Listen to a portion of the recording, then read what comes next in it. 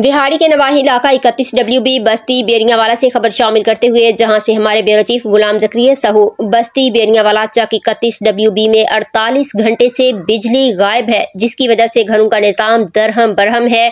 बच्चे प्यास से बिलख रहे हैं, जानवर भी प्यासे हैं। मुतल्लिका SDO और लाइनमैन का नंबर से जवाब मौसूल नहीं हो रहा।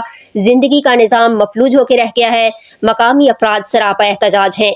मकामी अफराद ने लाइनमैन और वापडा से एहतजाज किया और आला हुकाम से अपील की है कि फौरी तौर पर हमारे बिजली बहाल की जाए और अवामी नुमाइंदों से अपील की है हमारे मसाइल का फौरी हल निकाला जाए। मलिक खादिम लंगड़ियाल, मलिक सदीक लंगड़ियाल, शौकत नंबरदार, इसहाक लंगड़ियाल, नज़ीर ढक्कू, अब्दुल्ला ढक्कू, जाफर सहू, अली डार, आमिर हनीफ और दीगर लोग एहतजाज में शामिल थे।